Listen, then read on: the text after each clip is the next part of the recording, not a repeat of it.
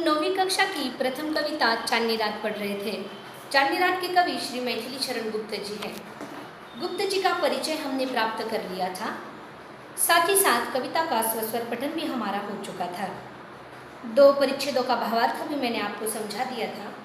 उसके बाद वाली कविता आज हम पढ़ेंगे और उसका भावार्थ भी समझ लेंगे, ठीक है। क्या ही स्वच्छ चांदनी है यह, है क्या ही निस्तब्ध निशा, है स्वच्छंद सुमंद गंध वह, निरानंद है कौन दिशा। बंद नहीं अब भी चलते हैं नियति नटी के कार्यकलाप, पर कितने एकांत भाव से, कितने शांत और चुपचाप। दोस्तों, इन पंक्तियों में निस्तब्ध शब्द आया हुआ है।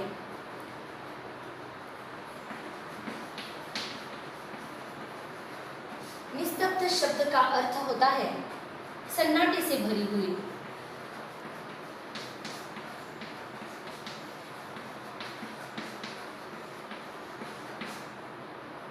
उसके बाद शब्द है स्वच्छंद।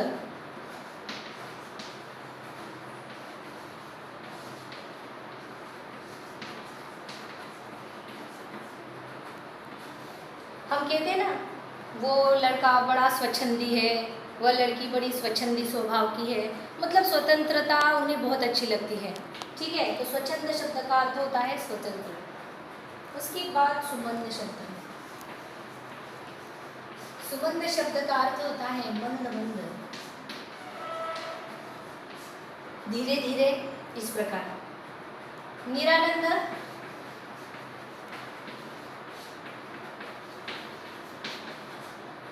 आनंद रहित। नटी शब्द का अर्थ है नर्तकी,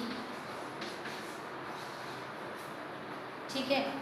तो इन पंक्तियों में कवि मैथिली शरण गुप्त जी कह रहे हैं कि चारों ओर स्वच्छ चांदनी बिखरी हुई है। ऐसा लग रहा है जैसे यह रात थम सी गई है। एक मनमोहक सुगंध वातावरण में फैली हुई है। हर तरफ आनंद ही आनंद है। इस स्तब्ध कर देने वाली सुंदरता का प्रभाव सभी की सूत्रधार नियति अर्थात प्रकृति पर नहीं पड़ रहा है। प्रकृति के जो क्रियाकलाप है वह चुपचाप एकांत भाव से जारी है। उसके बाद वाली पंक्तियां है बच्चों। हे बिखेर देती वसुंधरा, मोती सबके सोने पर, रवि बटोर लेता है उनको सदा सवेरा होने पर। और विरामदायिनी अपनी संध्या को दे जाता है, शून्य शाम तनु जिससे उसका नया रूप झलकता है। दोस्तों, इन पंक्तियों में शब्द आए हुए हैं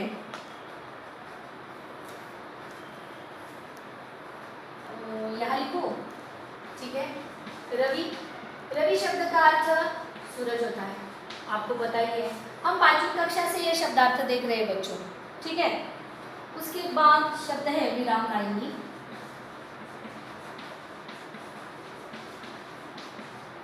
विरामदायिनी अर्थात आनंद आराम देने वाली।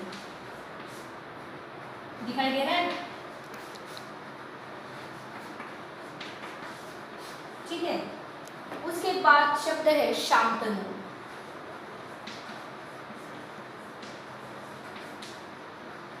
शांतनु का अर्थ है सावला शरीर।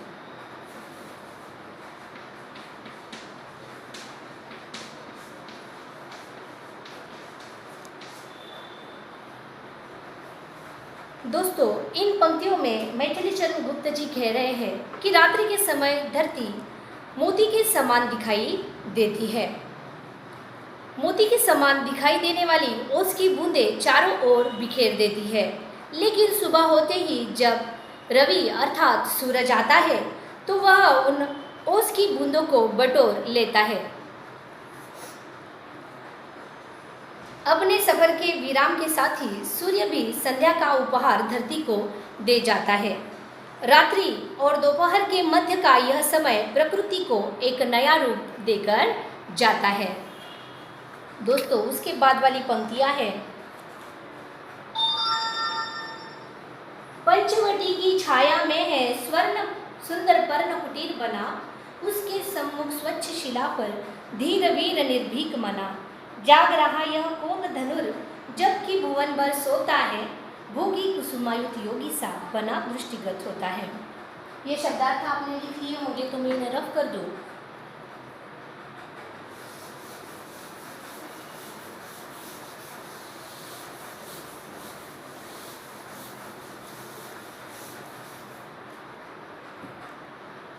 पंचवटी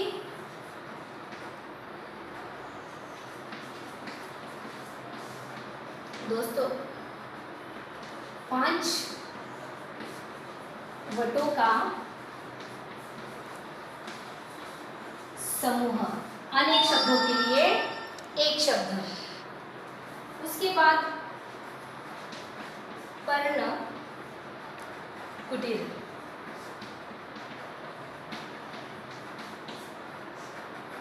पत्तों की कुटिया, जो छोटे गांव कस्बे होते हैं ना, उनमें होता है ये पर्ण कुटीर। सम्मुख, सामने,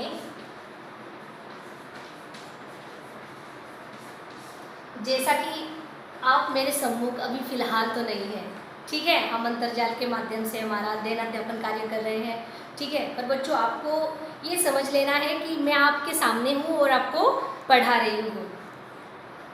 उसके बाद शिला शब्द है,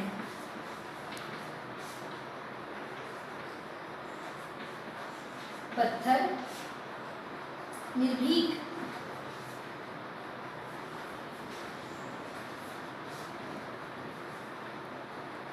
निडर मन वाला,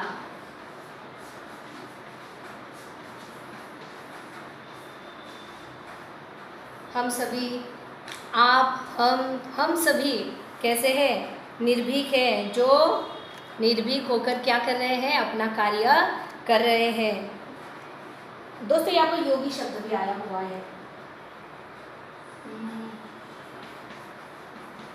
योगी शब्द का अर्थ होता है तपस्वी।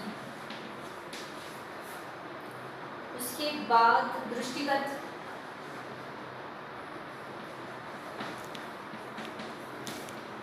का अर्थ है जो दिखाई पड़ता है,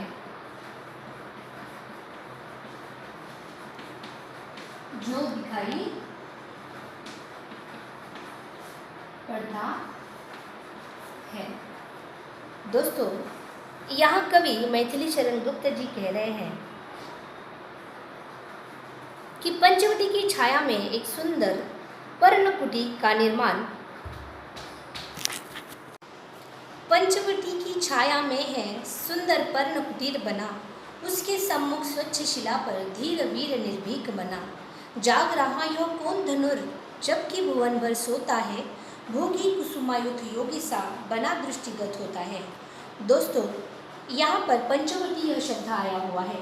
पंचवटी का अर्थ होता है 5 वटों का समूह।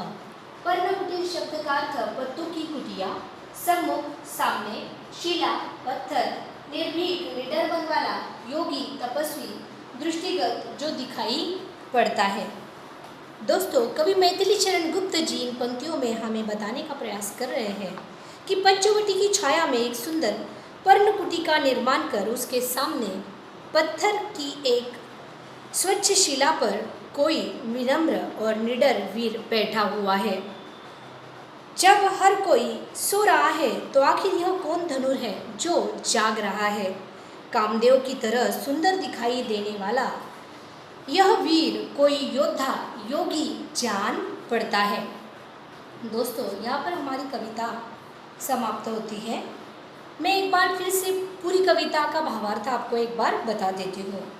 दोस्तों कवि मैथिली शरण गुप्त जी यहाँ चांदनी रात का वर्णन करते हुए कह रहे हैं कि सुंदर चंद्र की चंचल किरणें जो है वह जल तथा धरती पर क्या कर रही है? खेल रही है, और स्वच्छ चांदनी धरती से लेकर आकाश तक फैली हुई है। और ऐसे सुंदर वातावरण में धरती जो है वह अपना आनंद प्रकट कर रही है। धरती अपना आनंद किस प्रकार प्रकट कर रही है? तो धरती पर जो हरी घास लगी हुई है उसके जो नोके हैं वह हवा में हिल रहे हैं, और ऐसा प्रतीत हो रहा है मानो वह अपना आनंद व्यक्त कर रहे हैं। उसी के साथ साथ मंद मंद पवन के झोंकों के साथ तरु अर्थात वृक्ष क्या कर रहे हैं, अपना आनंद व्यक्त कर रहे हैं। उसके बाद दोस्तों कवि कह रहे हैं कि चारों ओर स्वच्छ चांदनी बिखरी हुई है। ऐसा लग रहा है जैसे यह रात थम सी गई है। एक मनमोहक सुगंध वातावरण में फैल गई है।